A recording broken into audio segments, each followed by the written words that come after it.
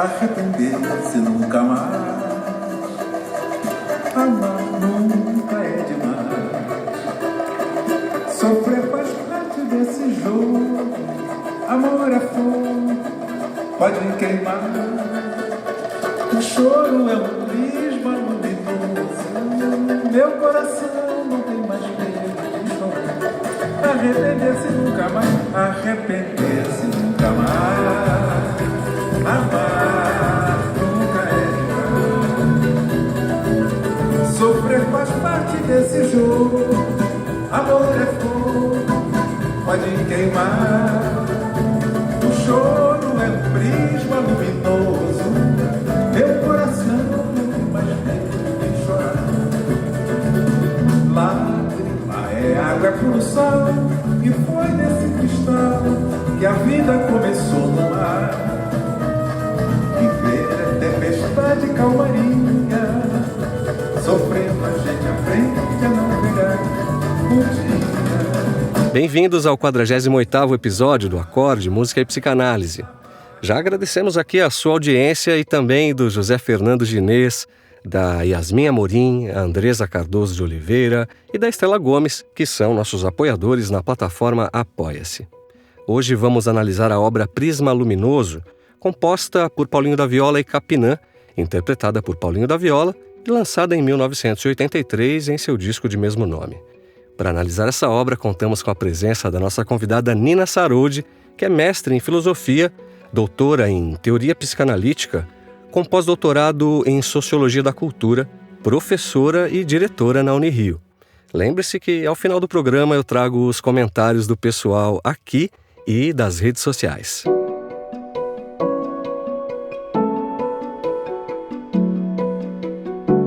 Acorde, Música e Psicanálise, com Rafael Garbuio e Ricardo Pesati.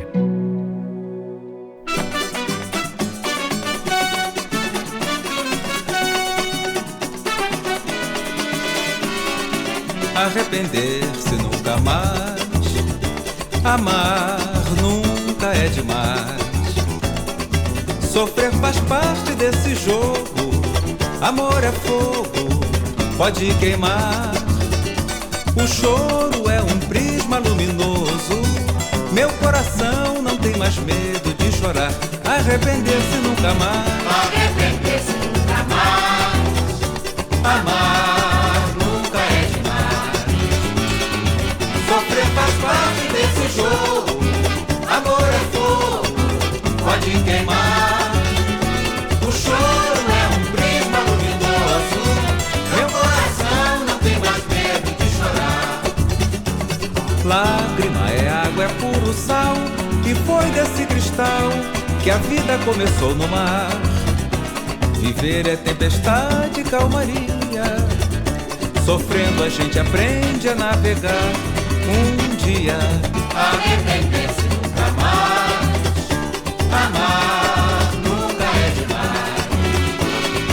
Sofrer faz parte desse jogo. Amor é fogo, pode queimar. O choro é um prisma luminoso.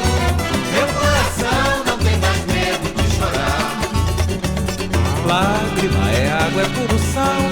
E foi desse cristal que a vida começou no mar. Viver é tempestade e calmaria. Sofrendo a gente aprende a navegar um dia. Arrepender-se nunca mais. Amar nunca é demais. Sofrer faz parte desse jogo. Amor é fogo, pode queimar. O choro é um prisma luminoso. Meu coração não tem mais medo de chorar. Arrepender-se nunca mais. Arrepender-se nunca mais. Vambora, gente. Amar nunca é demais.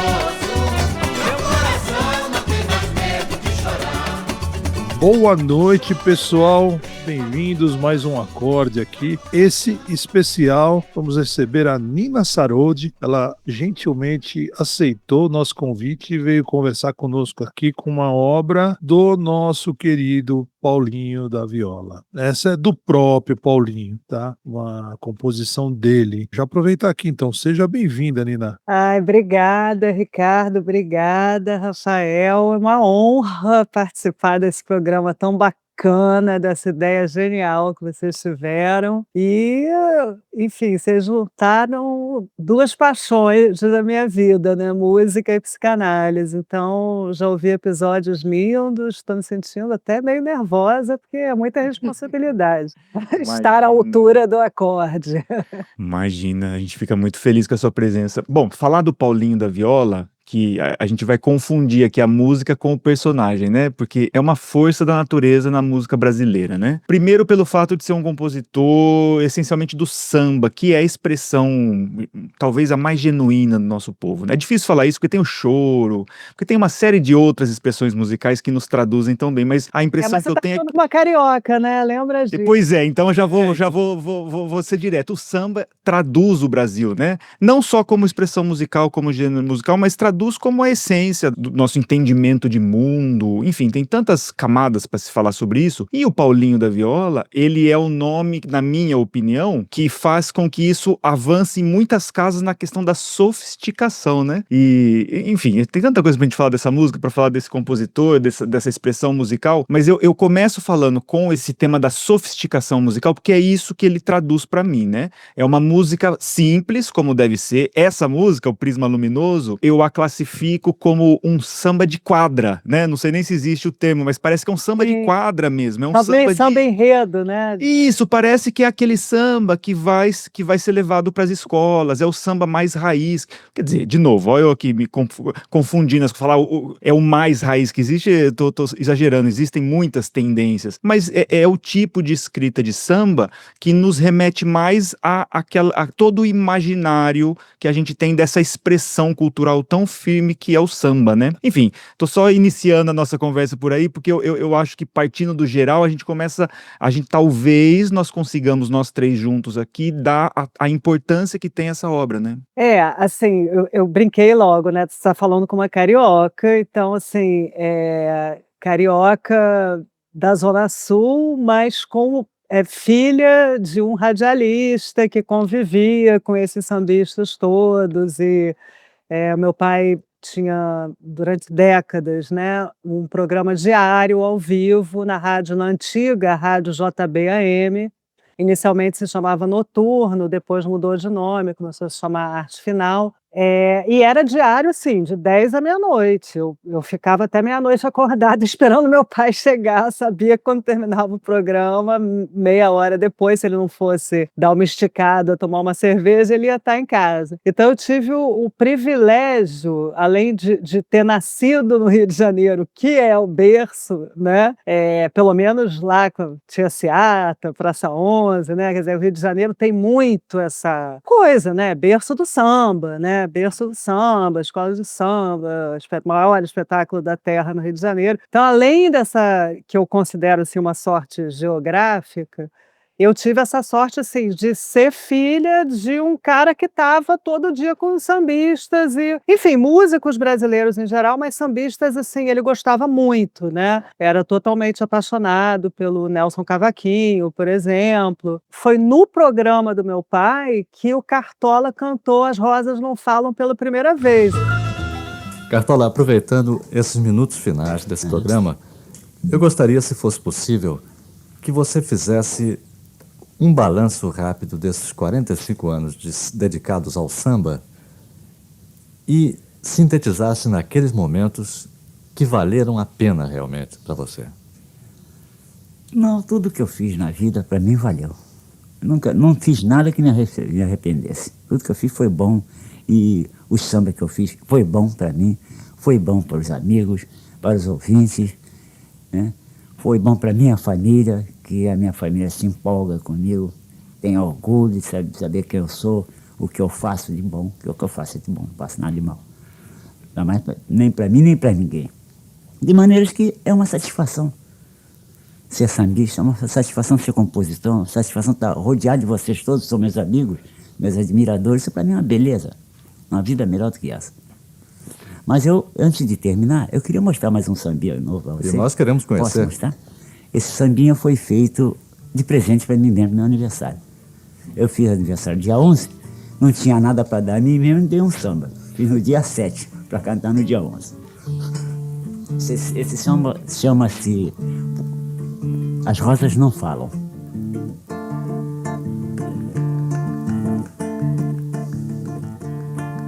Bate outra vez com esperanças o meu coração, pois já vai terminando o verão, enfim. Volto ao jardim com a certeza que devo chorar, pois bem sei que não queres voltar pra mim. Queixo-me as rosas, mas que bobagem, as rosas não falam, simplesmente as rosas exalam o perfume que roubou de ti.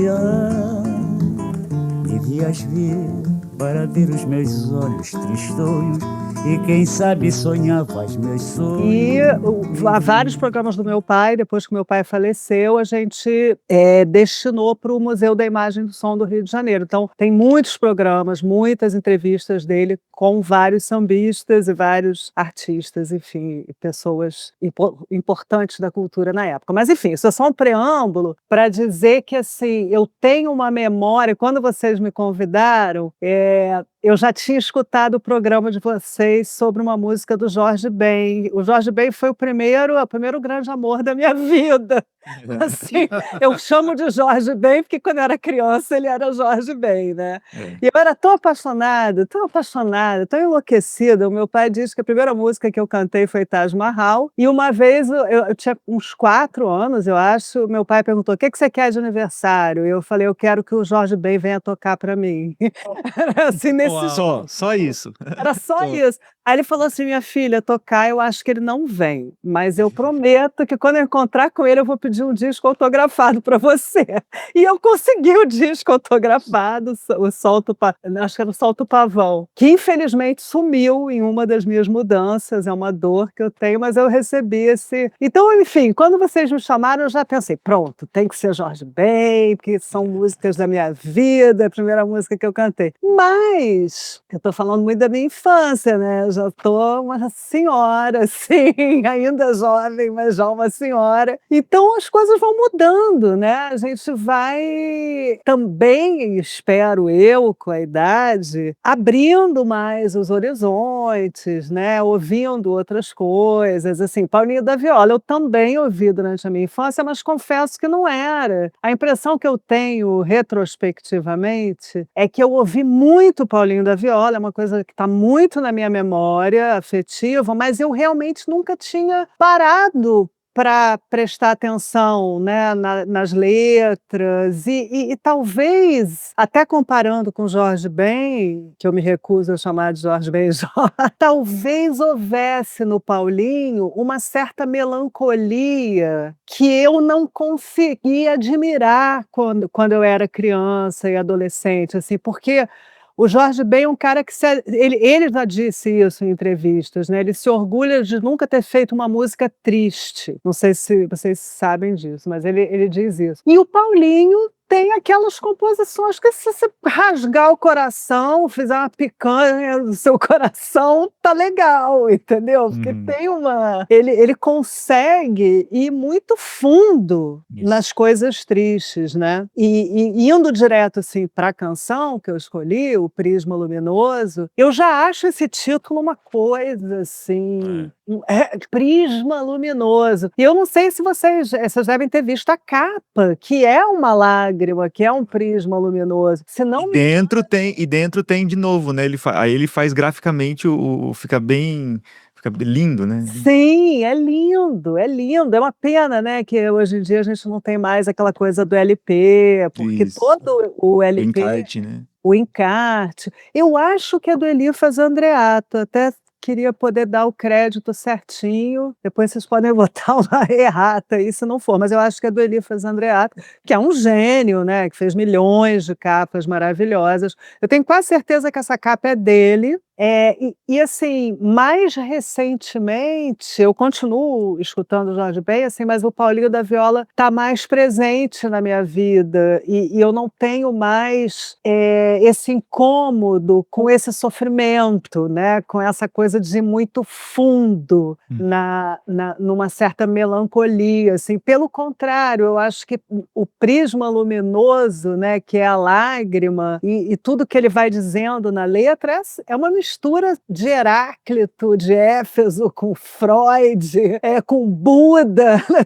Tem uma coisa assim, nossa! E ele, assim, eu estive, acho que só uma vez, pelo menos assim, que eu me lembre, diante dele, a minha vontade era me ajoelhar, porque ele tem uma aura de tranquilidade, né? Uma coisa assim sábia, é realmente uma figura impressionante. Eu acabei um pouco de supetão, assim, porque eu sou apaixonada por várias canções dele e especialmente por esse álbum de 83, esse me marcou e me marca, assim, nos últimos anos eu tenho escutado muito. Eu brinco, assim, que é o meu álbum autoajuda nos últimos anos, assim, quando eu estou bem no fundo do poço, eu ponho para tocar que eu já vou levantando um pouco do buraco, né? E eu acho isso, acho que essa canção, como você falou, ela não é um samba especialmente elaborado, né? Não é, você pega um samba do Chico Buarque, por exemplo, né? Você tem aquela coisa, né? Assim, de uma poética mega sofisticada e pensada. Ele é mais simples, mas ao mesmo tempo eu acho que tem uma profundidade filosófica impressionante. Eu acho que é uma síntese, né, do que é a vida mesmo, né? Do que foi dito sobre a vida por muitos filósofos, pelo Freud, por muitos psicanalistas, enfim. E tem uma outra coisa do ponto de vista,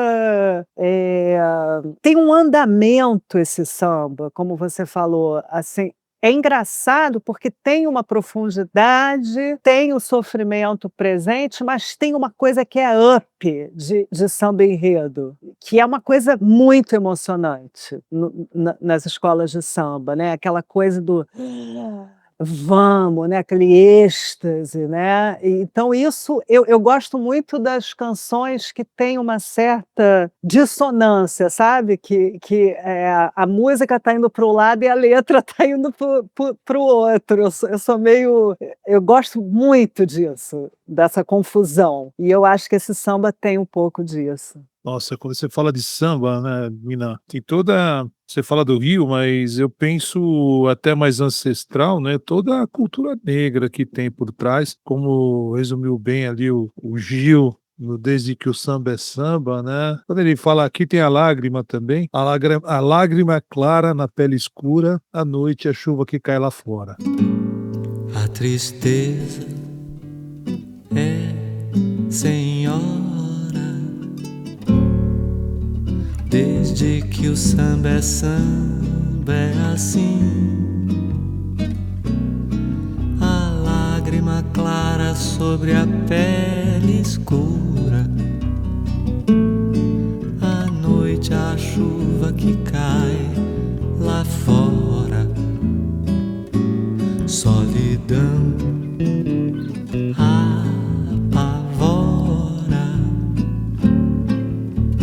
tudo demorando em ser tão ruim, mas alguma coisa acontece no quando agora em mim. Cantando eu mando a tristeza embora. Lembra até aquela cena do final do Blade Runner lá que o cara quando ele tá morrendo, ele fala, olha, tudo que eu vi vai embora como lágrimas na chuva. É maravilhoso, né? São resumos de imagens, do imaginário que a gente cria, que cria aquela imagem que consegue resumir muita coisa que a gente sente, né? Você resume, então a gente fala de poesia, tem as poesias que são livros de poesia, né? Você pega um Lusíadas, que é maravilhoso, mas tem também aquele cara que faz um haikai, né? O cara em 3 frases frases colocam uma coisa imensa, né? Eu acho que o Paulinho da Viola, e isso é elegante, né? Aquela coisa Isso. elegante né, do minimalismo, da É o menos é mais, né? Ele é a Chanel do samba. Ele é a Chanel do O cara é Olha Chanel que do maravilha. samba, pra mim.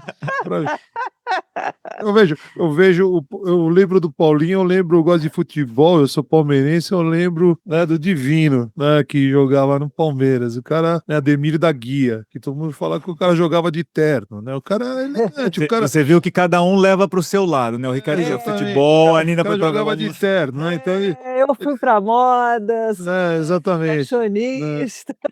Pra mim, ele é o Ademir da Guia ali, que é o divino que joga de terno. O cara parece ele é um lorde. Ele é um lorde. Ele é um Se lorde. tivesse- Ele é um É, lorde. Não é à toa que o chamaram para cantar o hino nacional na Olimpíada.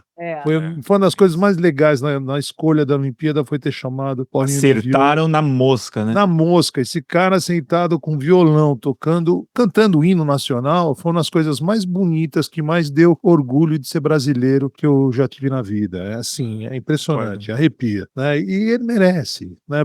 Pela obra que ele fez, né? Por tudo que ele vem criando durante toda a sua carreira nesse cenário de menos é mais. E com profundo saber, profunda, né? A gente falou muito dele também no outro episódio, que inclusive tem nesse Prisma Luminoso, tem uma das faixas que é dos dois, que é o Eduardo Gudim e o Paulo César Pinheiro, que a gente fez o Tempo de Espera, né? No Tempo de Espera a gente comentou bastante de Paulinho da Viola. Eu acho que talvez aqui, em alguns momentos, a gente pode falar do Eduardo Gudim. É o samba de São Paulo, né? O povo daqui de São isso aí, Paulo. tem que puxar um pouquinho a brasa para vocês também. E, cara, samba é brasileiro, né? Nasceu aí. Imagina. Não, nasceu lá na Bahia, foi levada Nasceu pelas na passeatas pros... Nasceu na Bahia, e foi levado Por isso que eu falei, tô falando só tá certo. E corrigiu bem, Rafa. Começou lá na Bahia. Vamos dar os créditos certinho. só o samba carioca que surgiu aqui na Praça 11, mas você tem razão. Que pegou ali o Vale do Paraíba, e é impressionante. Tem um outro sambista, posso chamar de sambista também, que é muito nosso amigo, está sempre aqui, que é o Zé Modesto. O Zé Modesto faz um samba típico de São Paulo, né? Os sambas dele tem aquele sabor, né, de Pirapora, do Bom Jesus, aqui em torno de São Paulo, Vale do Paraíba, que é um samba diferente do samba do Morro do Rio de Janeiro, mas é samba também. O samba que a gente gosta é samba que vem lá da raiz. É Santa Efigênia dos Pretos no fundo da alma que sopra e diz que São Benedito abençoa, a causa é boa. Bora lá cantar, arrancar dos pés as sandálias, levantar o pó, bater o pó dos nossos interiores. Brotam memórias de se cantar, que os africanos tambores salmodiaram nos arraiais. Das bateias aos peneirões do café veio o samba, nosso samba. Capiretê dos caipiras, batucado e rebolado até para rezar. Quem foi na igreja não entrou, voltou. Que hóstia em boca de preto, o padre negava na comunhão. Pra batizar nem vem, que tem que gastar vintém. Sem réis nenhum, na algibeira um nego voltava pra o barracão. Não chora, nego que ficou de fora, cai no samba em Pirapora, cai no samba em Pirapora. E agora esquece quem te ignora, cai no samba em Pirapora, cai no samba em Pirapora. E é muito bonito, é maravilhoso. Mas vamos voltar aqui ao Paulinho da Viola e vamos olhar isso. Prisma Luminoso. É maravilhoso, maravilhoso. O Paulinho, ele consegue fazer muito com poucas palavras. E aí eu queria te convidar para a gente começar a entrar nisso aqui. Vamos. Nesse arrepender-se nunca mais, amar nunca é demais. Já começou bem, né? já começou muito bem, eu acho, né? Eu adoro esse primeiro verso, né? Engraçado, eu tive um grande mestre, que eu fiz filosofia originalmente, né? Fui fazer psicanálise só no doutorado e tal. E o meu professor de filosofia era um nietzscheano, assim, Roberto Machado, infelizmente faleceu, né, durante a pandemia. economia, mas era muito conhecido, da UFRJ, e ele dizia sempre, se arrepender é a pior coisa que tem, né? Assim, é o anti-amor fati, né? Ficar remoendo, ficar tentando modificar o passado, a gente tem sempre que... É bem essa ideia, né? Que nem era originalmente do Nietzsche, né? Tá lá já na filosofia grega, né? Eu acho essa abertura, né? Arrepender-se nunca mais já é, por isso que eu digo que é um bom começo, né? Ele já está afirmando, chega disso, vamos enfrentar o presente.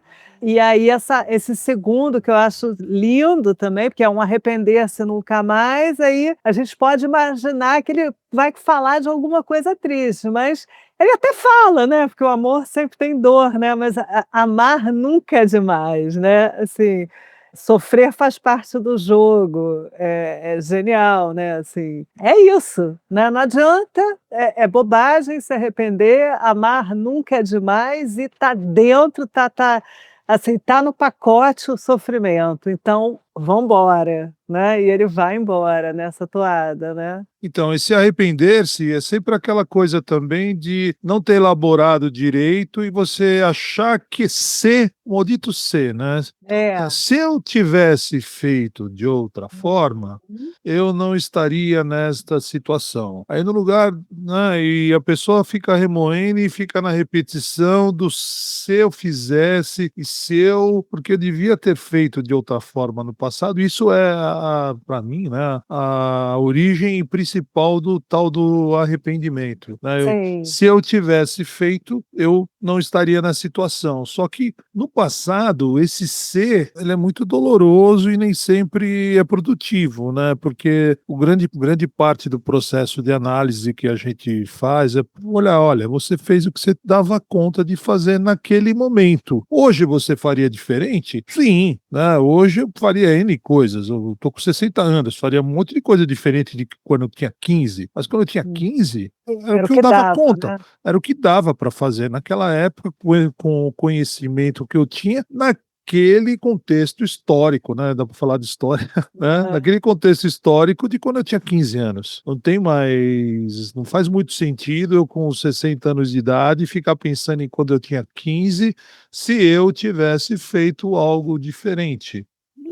Vai adiantar o quê, né? Ficar remoendo esse arrependimento, daí a gente vai para aquele lugar que a gente conhece bem, que chama tal depressão. E é uma das principais causas. Ou a paralisia obsessiva também, né? Eu penso um pouco nessa coisa do faço, não faço, né? O homem dos ratos, bota a pedra, tira a pedra. Tira a pedra. Bota a pedra, tira a pedra. Eu acho assim que juntando esses 3 versos que a gente leu aqui, né? Arrepender-se nunca mais, amar nunca é demais, sofrer faz parte desse jogo.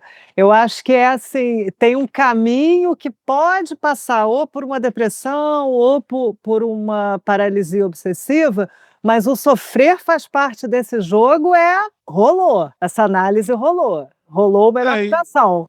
Então vamos. Lembrando do Winnicott, né, que a depressão, você entrar no estado depressivo e sair do estado depressivo é saudável. Claro, claro. Você entra e sai do processo depressivo. Não é que você não, eu tô deprimido, eu tô doente. Não, tem coisa que vai te deixar deprimido mesmo. E a questão é quanto tempo, né? Quanto tempo você vai ficar nessa situação. Mas tem certas coisas que faz parte. Eu tô no luto de alguma coisa. Faz parte. Né? Então sofrer faz parte, como ele diz aqui, faz parte. Sofrer faz parte do jogo.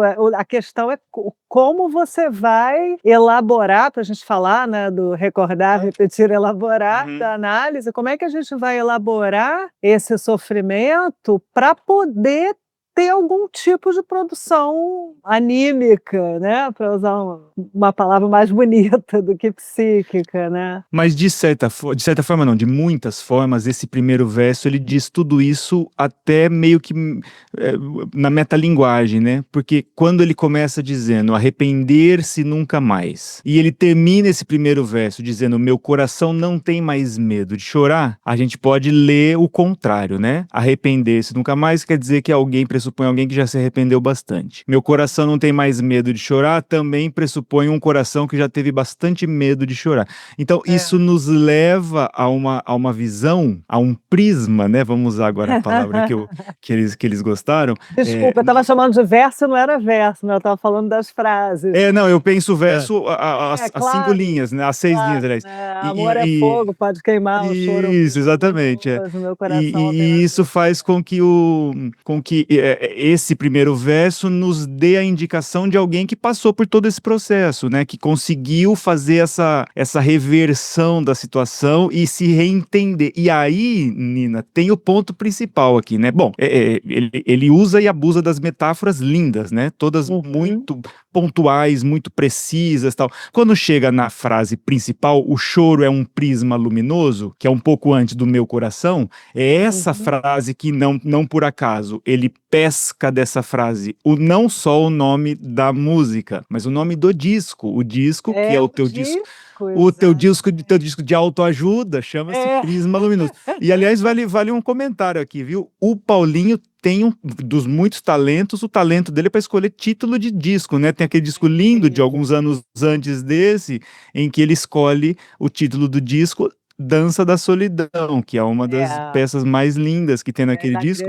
E também é uma metáfora perfeita, né? A dança da solidão, você pode pensar muitas coisas. É a solidão pedindo pra você dançar, né? Te tirando pra dançar, ou dançando assim, a solidão dançou, agora é outra coisa, enfim, é aquele título que nos leva muito. Mas nesta frase, o choro é um prisma luminoso, a gente pode pensar na imagem mesmo do prisma enquanto figura geométrica que decompõe a luz em tal, né? Ou também a gente pode pensar assim, o choro é um prisma no sentido metafórico do prisma, né? Eu estou olhando por este prisma. Então, ele consegue, nessa simples frase, na minha opinião, ele consegue jogar uma dubiedade, tanto para o prisma enquanto conceito, mas também uma dubiedade para o choro. Eu choro é um jeito luminoso de pensar sobre isso. E até mesmo, estando falando de um sambista, falar do gênero do choro, que é uma das fontes, né, do próprio samba. Ou seja, olha quanta coisa ele conseguiu colocar nessa frase. O choro é um prisma luminoso. Arrepender-se nunca mais, amar nunca é demais. Sofrer faz parte desse jogo.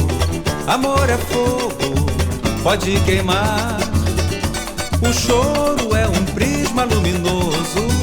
Meu coração não tem mais medo de chorar.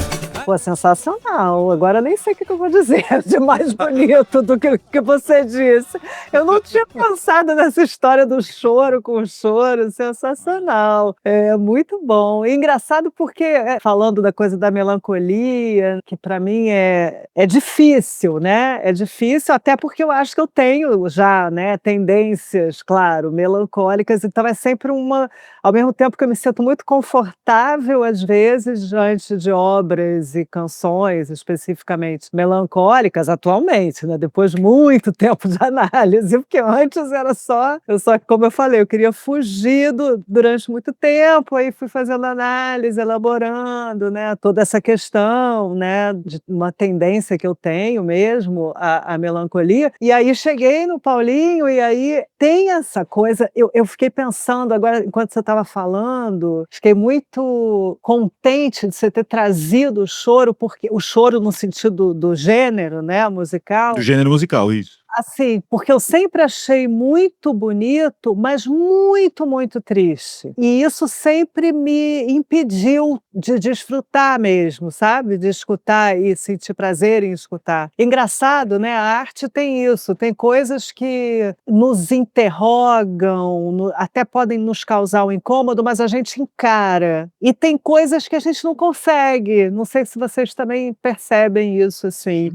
Então, você trouxe o choro, até me chocou, assim, nossa, é mesmo, né? O choro, o gênero é um prisma luminoso, porque é lindo, super melódico e traz essa coisa da melancolia, mas eu pensei de início, no próprio processo de análise. Eu não sou analista clínica, eu tenho doutorado em teoria psicanalítica, né? Organizo, enfim, trabalho com psicanálise há mais de 20 anos, mas eu sou uma paciente, né? Eu fiz uma primeira análise que durou mais de 20 anos, desde muito jovem, e agora, depois da pandemia, recomecei com uma outra pessoa, uma outra análise. Me veio muito, assim, é justamente nessa minha segunda análise que eu tô ouvindo mais Paulinho da Viola. Olha que interessante. Eu adorei isso. Eu tô ouvindo mais Paulinho. Eu tô assim, essa minha análise está me Tá permitindo. te levando pro Paulinho, isso é maravilhoso. Levando pro Paulinho da Viola. Mas eu tenho. Gente, eu vou fazer uma confissão aqui, eu acho que eu já fiz várias. Mas vocês abriram as comportas aí do inconsciente, né?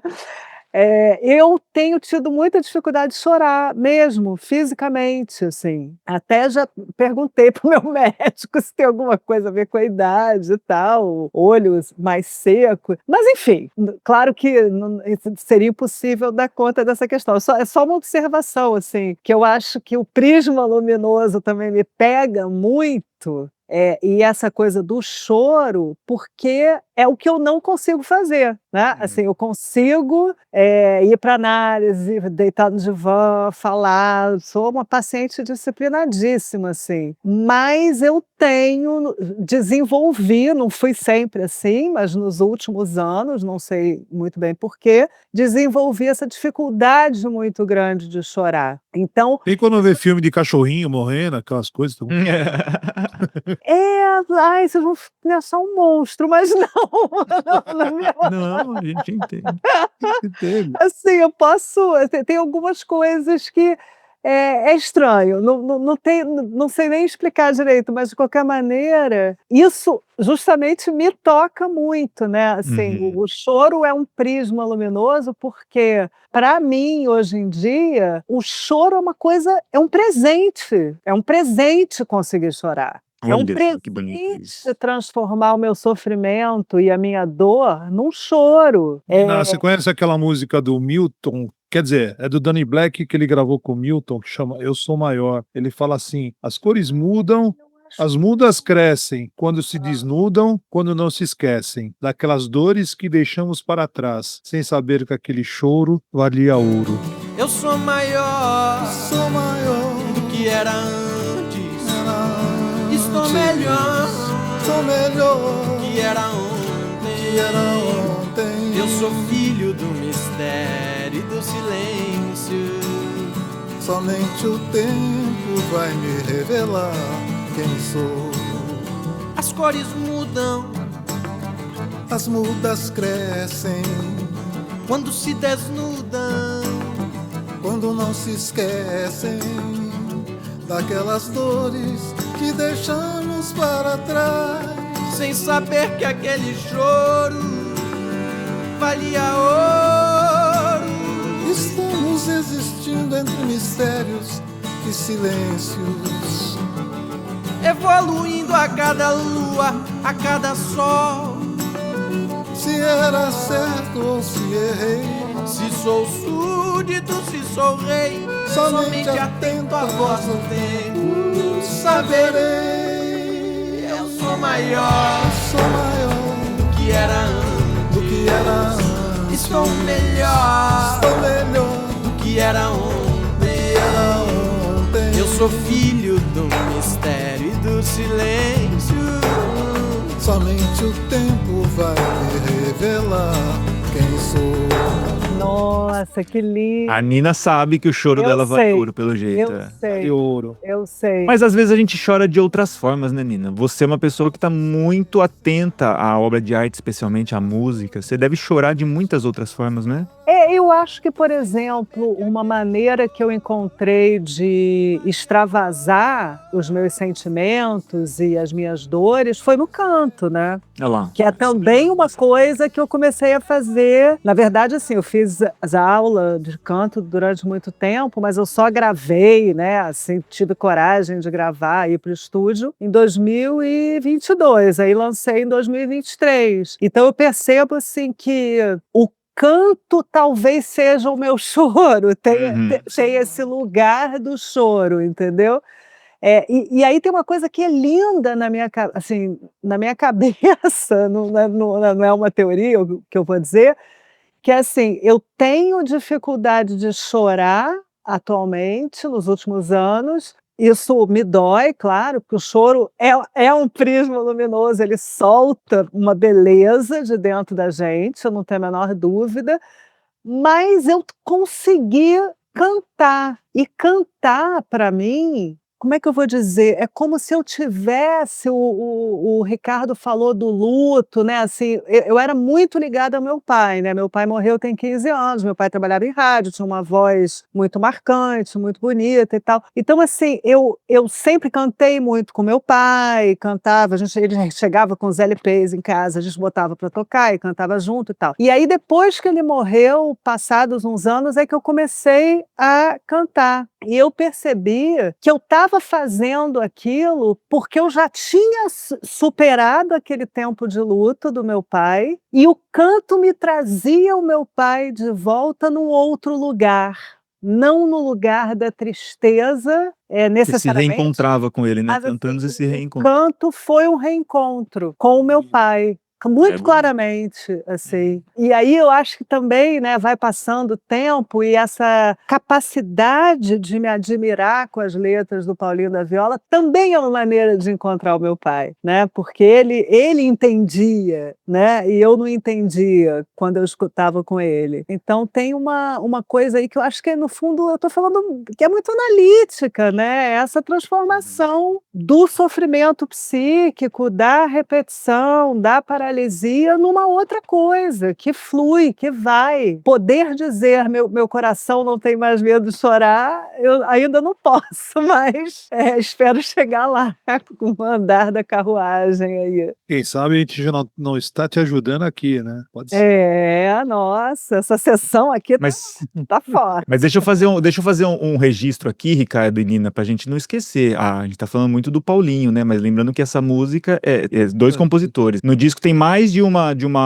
faixa que é essa dupla, ele e Capinã. Você falou do disco, Nina, que é o disco talvez um dos discos da sua vida, pelo menos nesse momento, né? Que você mais... Você falando, eu pensei, eu tenho a impressão de que é um disco, talvez até um pouco mais... Não sei se a palavra triste é adequada pra isso, né? Mas eu vou embarcar nela. É um disco um pouquinho mais triste dos outros do Paulinho, pelo menos que eu conheço. Porque é um disco que fala muito de separação, né?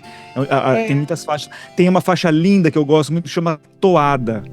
Um amor sem esperança não merece ser amado.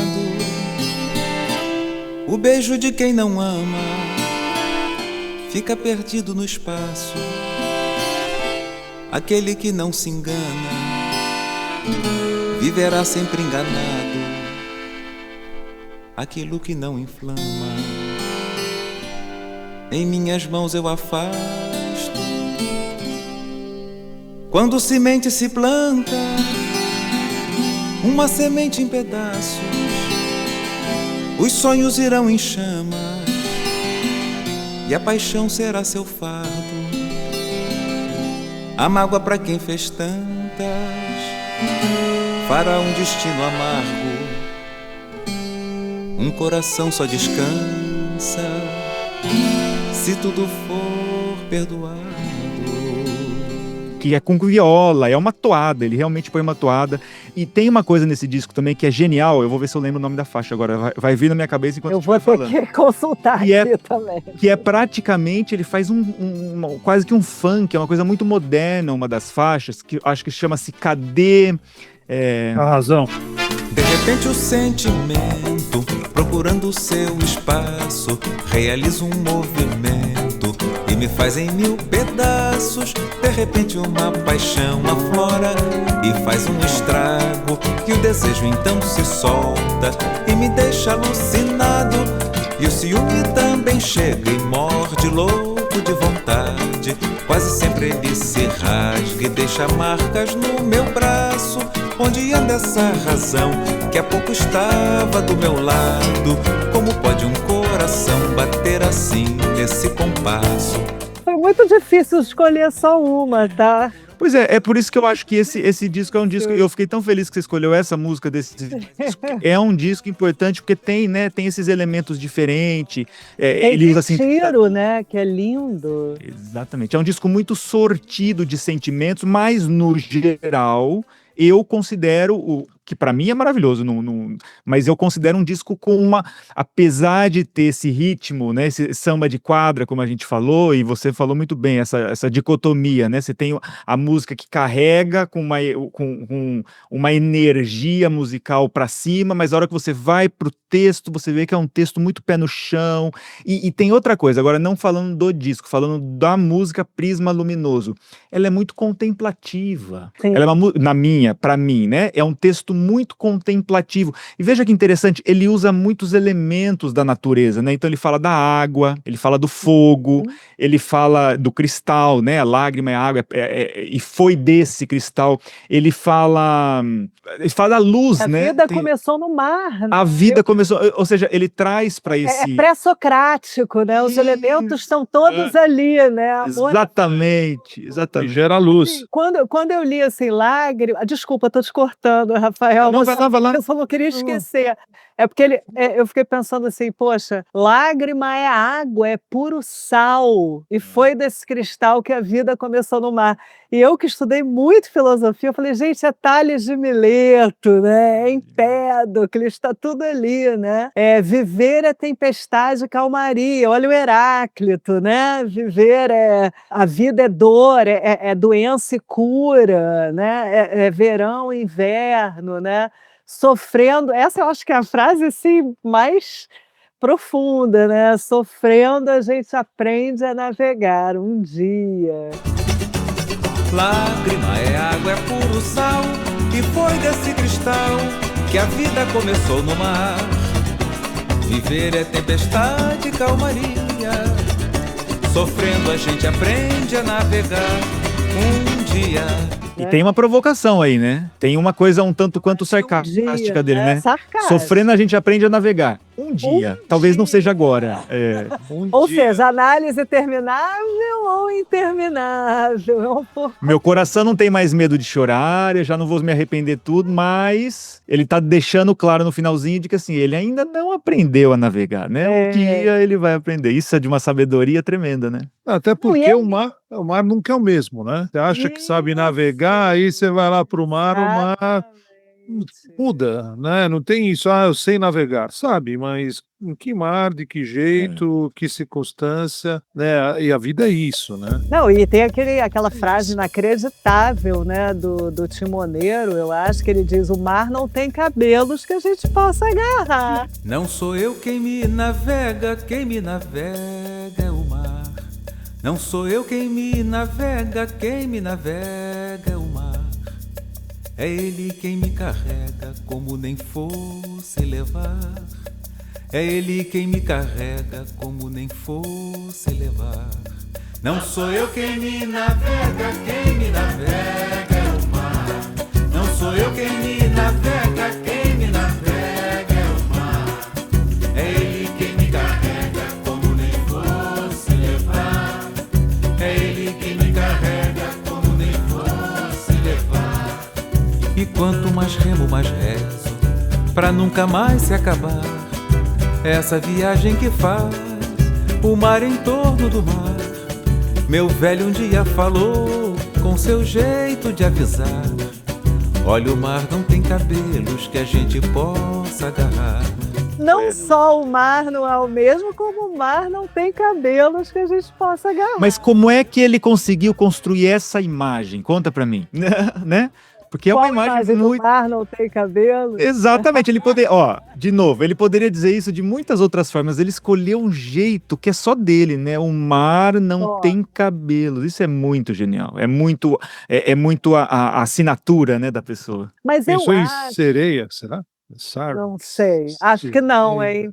Eu acho eu que é também uma acho que não. outra coisa, acho que tem isso que o Rafael falou, ele é muito quando eu brinquei que ele é uma mistura de filósofo grego com Buda, né, com um orixá, né, assim, ele é uma mistura de muitas entidades, né, para usar o termo, da Umbanda, da Ele é uma entidade para mim. Eu acho que ele é uma entidade. eu acho que ele é uma Ele é uma entidade. entidade. É. Não, para mim é, para mim é. Não, com certeza, mas assim, eu acho que tem uma porque até pensando nisso, vamos brincar mais um pouco, né, o que que é a entidade, né, por que que alguém vira uma entidade, por que que tem seu Zé, não sei quem, porque alguma coisa essa pessoa aprendeu, né, e ensinou Sabedoria, né? outros, tem uma sabedoria que tanto pode gerar na gente um temor, né, porque a sabedoria é dura, né, a sabedoria não é conto de fadas, mas justamente pela dureza da sabedoria, ele pode nos proteger, assim, o Christoph Türk, né, que é eu brinco que é meu painho alemão, né, que foi o filósofo com quem eu fiz meu pós-doc lá em Leipzig, ele tem um texto maravilhoso em que ele se pergunta, e ele é pastor originalmente, ele fez teologia, foi pastor, exerceu o ofício na igreja protestante, e depois ele abandonou a igreja e virou professor de filosofia. Mas ele tem muito essa coisa das religiões, e ele faz uma pergunta que eu acho sensacional num texto, que é assim: por que será que os homens não criaram deuses fofinhos? Por que que todo Deus dá um certo medo, né? E aí ele mesmo responde: ué, mas você tem que ter medo daquele que pode te proteger. Ele não pode ser um bobão. Ele tem que ser alguém que pode te segurar a tua onda, mas para segurar a tua onda ele tem que te ameaçar em algum nível também. Você tem que saber como lidar com ele, né. Então, assim, juntando essa ideia com o que você falou, assim, é curioso, né, você falar da melancolia e você assim, o teu disco de autoajuda e preferido ser um disco tão melancólico. Eu mesma já me perguntei isso muitas vezes e eu sempre volto para esse ponto. Talvez nesse momento da minha vida eu precise disso, né, precise Ele te dessa traduz, né? Ele dialoga com você de uma forma mais íntima. ele é a entidade que está me protegendo nesse momento, entendeu? Dos meus maiores medos, das coisas que me causam maior sofrimento. E aí tem essa máscara, né? Tem essa coisa que eu digo, a letra é punk, né? Aquela coisa, sabedoria na veia, mas uma sabedoria dura, né? A vida é dura e tal. Mas tem essa coisa de chegar na avenida e cantar e sambar e vamos nessa e sofrer faz parte desse jogo, sabe? Tem um pouco Eu acho que essa frase ajuda a entender. Essa frase ajuda a entender você, Nina, porque é a melancolia que vem com a bula, né? Ele fala assim: fica tranquilo, sofrer faz parte desse jogo. Dá um aconchego ouvir uma entidade dizer pra gente: ó, não pode sofrer, não fica desesperado, não. Faz parte do jogo, né? Exatamente. E você está falando, caíram algumas fichas, né? Falou primeiro do medo, o conhecimento é poder. Quanto maior o conhecimento, geralmente maior o poder. E o poder dá medo. O poder causa medo, né? Então vem esse medo junto. Agora o conhecimento tem uma coisa que é maravilhosa, que é se você tem o conhecimento, você consegue dosar e saber o quanto vai doer e o quanto você vai sofrer. Por exemplo, vou falar um pouco de mim. Eu, particularmente, não tenho o menor problema em sofrer se eu sei por quanto tempo eu vou sofrer. Então, um exemplo bem prático. O negócio de fazer umas aventuras, eu vou lá subir uma montanha, aí tá -5 lá na subida, eu tô no frio do cão, tô quase congelando, mas eu tenho um relógio no meu pulso com GPS que me diz que são mais 1 hora de caminhada e eu olho, bom, dá para aguentar 1 hora? Dá. E o sol? Não, o sol vai se pôr daqui 4 horas. Não, tem luz até chegar lá, tá. Só tá frio, tá?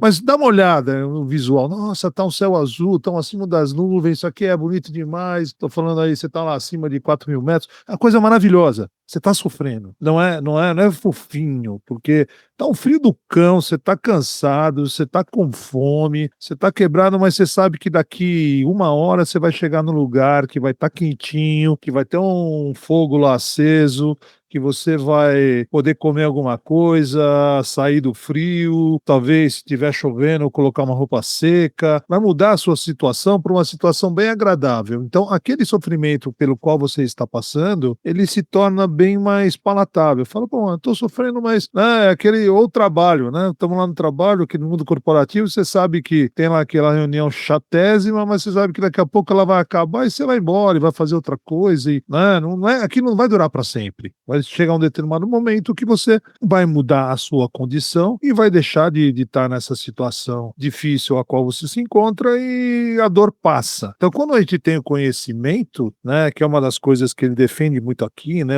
todo esse conhecimento que ele passa, e ele não fala nenhuma coisa aqui, né, de saber. Ele Nessa fala. daqui, não, Não, acho mas está intrínseco no texto, né? é. Toda a sabedoria que vem junto. E aí, quando que ele passa informação, né? Que a vida começou, que viver né? Sofrendo a gente aprende. Então, são vários guias de conhecimento passado. Mas conforme você tem o conhecimento, tua vida fica mais tranquila. Você sabe e você começa lá, não, mas pô, como que você dá conta disso? Eu dou conta porque eu sei que daqui a pouco acaba. Ponto. Né? Eu consigo. Você consegue ficar embaixo d'água sem respirar e atravessar uma piscina? Sim, mas eu sei que, né, quando eu tô lá no fundo, olho para frente, falta mais 10 metros, não sei nada, prende a respiração, engole o choro e acaba. Pronto, acabou. Né? E tá feito. Você dá conta, né? E te dá conta de fazer as coisas quando a gente tem o conhecimento. Agora. Já vi que você não é melancólico, Ricardo. Então, Esse então discurso então, não, mas vamos lá, Nina. Quando a gente se encontra numa situação, tô na montanha, sem relógio, sem GPS, de repente você tá 3 minutos da cabana e você senta cansado porque você não sabe que é ali. E passa um frio e entra numa roubada, vai passar uma noite talvez num lugar super desconfortável porque você não tinha a informação que mais 10 minutinhos você chegaria num lugar legal, né? E isso é a falta de informação, né? Eu entrei nesse assunto aqui porque é tanto conhecimento que ele passa nessa letra que eu vou por esse lado da sabedoria, né? E a sabedoria é importante. Esse cara passa muito saber. Né, essas entidades, o que acho que, né, Gil é outro, né? Você olha para o cara e fala, pô, esse cara é uma fonte inesgotável de saber que ele coloca em suas letras, né? Paulinho da Viola está nessa prateleira, né? Como o Gil, Caetano também, outros também temos, felizmente. A gente não tem do que se queixar no Brasil, né? No Brasil não se. No Brasil e tem Lenine, Zé Cabaleiro, Chico César, aqui em São Paulo vários também, uma Rita Lee, você vai, tem muita gente, Eduardo Gudim, né, Viáfora, nosso amigo, tem muita gente boa, né, pra gente escutar, Danny Black, aí aqui tá implícito isso, né, então ele coloca assim, né, que é uma informação, lágrima é água, é uma derivação, né, você que tá lá com o pessoal da engenharia, puro sal, e foi nesse cristal que a vida começou no mar, né, vou derivando aqui, e a vida derivou no mar, e viver é tempestade e calmaria, né, e sofrendo a gente... De quem sabe que o mar não tem cabelo, mas tudo bem. Vale a gente se vira sem o cabelo mesmo. A gente se vira sem o cabelo do mar. É por isso que eu acho que tem alguma coisa realmente excepcional em termos... assim, você falou muito do conhecimento, né? Mas eu tenho pensado muito numa coisa... você falou, eu sou uma pessoa também muito contemplativa e eu acho que tem um ganho da contemplação. Eu não chamaria exatamente... Talvez seja o conhecimento da própria, né, o que você aprende na contemplação, né? Eu acho que é isso, acho que várias tradições, desde o hinduísmo, né, as meditações, passando pelo budismo, e o que é muito bonito nas religiões afro-brasileiras, eu tenho pensado muito nisso, eu estou lendo Um Defeito de Cor, né, da Ana Maria Gonçalves, que acabou de entrar para a academia, estou absolutamente siderada, estou pesquisando tudo que eu posso sobre o assunto, né, das religiões afro-brasileiras e tal. Eu acho que também tem uma contemplação, mas é uma uma contemplação que bota o corpo em movimento, né? Então, assim, eu percebo em várias práticas, em vários conhecimentos de muitos lugares aos quais eu tive acesso, né? Desde técnicas de meditação, eu pratico Qigong, né? Que é uma forma de Tai Chi Chuan. Enfim, tenho me aproximado também da Umbanda. Então, assim, são várias vivências e eu até escrevi há um tempo atrás um artigo sobre isso. A coisa do rito, da repetição no ritual, né? Eu acho que traz esse ganho viver a tempestade e calmaria. Então, independente de você estar na tempestade ou na calmaria, o que se ganha é essa, como é que eu vou dizer, não é nem bem uma paz, eu acho que é um estado de aceitação de que a vida é assim e que nem a paz vai durar para sempre, nem a tempestade vai durar para sempre. Você tem que procurar um lugar dentro de você que te sustente para atravessar essa coisa tão complicada que é a vida, né? Como diz Freud, que está sempre frustrando a gente, que está sempre apresentando desafios.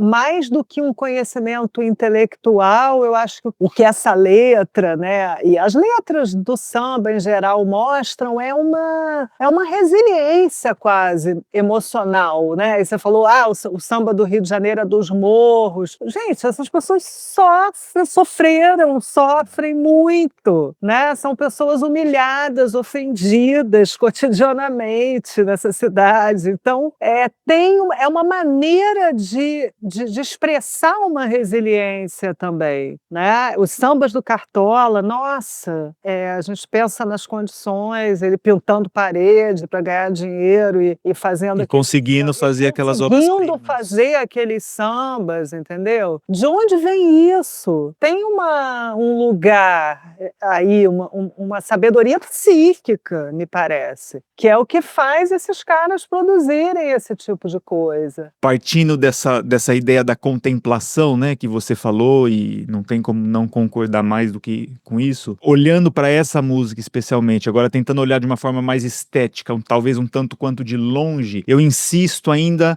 nos contrastes claros que tem, né? Primeiro do que já foi dito, esse ritmo, que é o ritmo de um samba tão marcado, o ritmo de samba, né? Samba de verdade, samba que vai pra avenida, samba de quadra, como eu disse, né? E você concordou, mas é contrastado também com uma harmonia refinada, a melodia muito refinada, eu diria que é uma melodia meio introspectiva, o que já tem um primeiro choque, né? Exatamente, esse antagonismo desse ritmo tão conhecido, tão natural nosso, né? Do samba, do carnaval, do carnaval do carioca, no caso, e essa melodia e essa harmonia refinada já tem um primeiro choque, mas eu vou para outro choque, que é o que mais me chama a atenção. A voz do Paulinho da Viola é uma voz muito suave. Ela é muito suave e ela é muito precisa, que aliás tem muito a ver com esse jeito dele. Eu fico vendo algumas entrevistas dele, né? Quando surgiu o termo uma entidade, exatamente, representa tudo. Ele é essa pessoa calma, que fala. Ele parece que você tem a impressão de que ele sabe exatamente o que ele tá falando, né? Mas é uma voz suave, mas precisa, ele vai no alvo. Ele cantando é mais isso, impossível ser mais isso, né? É uma voz muito suave, quase que frágil, apesar de muito...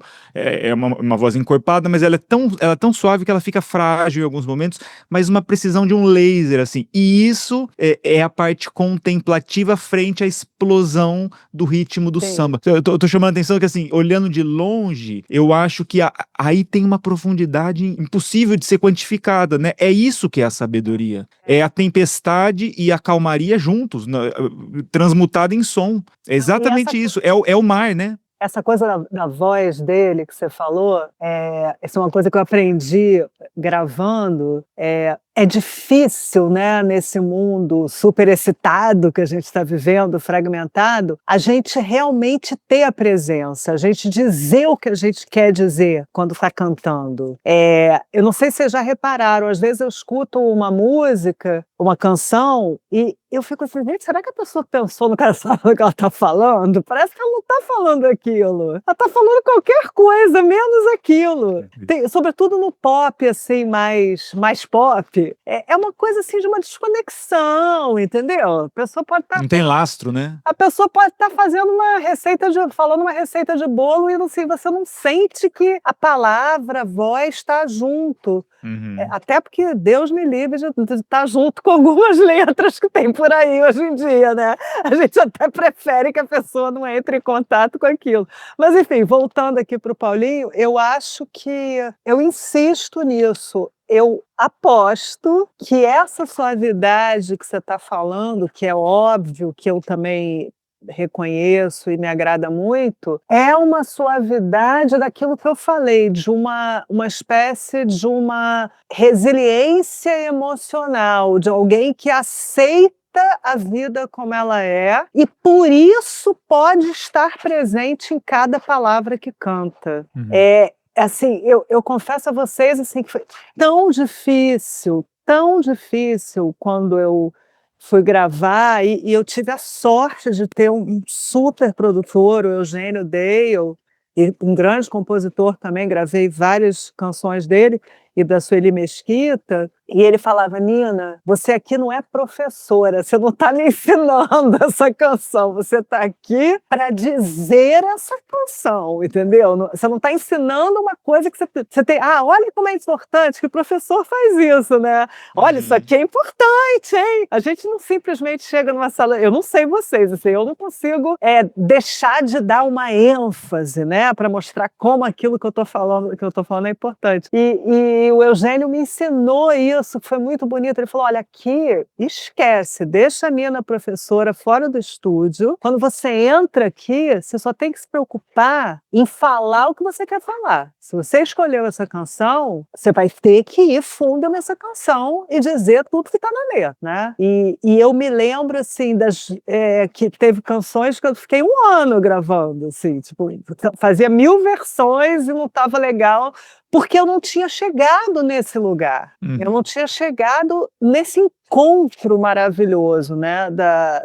Não quer dizer que ficou lindo, incrível, não é isso, mas assim, para mim, chegou no meu melhor, chegou no mais verdadeiro que eu posso chegar. E eu acho que para um artista, ou quando alguém se coloca numa posição de artista, ainda que bissexta como eu, o mais importante é isso, assim, eu fui no meu limite para falar aquilo. E eu acho que a sensação que eu tenho é que o Paulinho da Viola, ele é o sujeito que ele está presente, sabe? É o sujeito que adquiriu essa capacidade nesse mundo louco de estar presente no que ele fala e no que ele faz e, sobretudo, no que ele canta, né?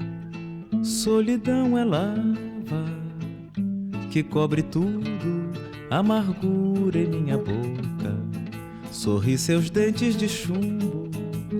Solidão, palavra cavada no coração, resignado e mudo no compasso da desilusão. Desilusão, desilusão, danço eu, dança você, na dança da solidão. Desilusão, desilusão, danço eu, dança você, na dança da solidão.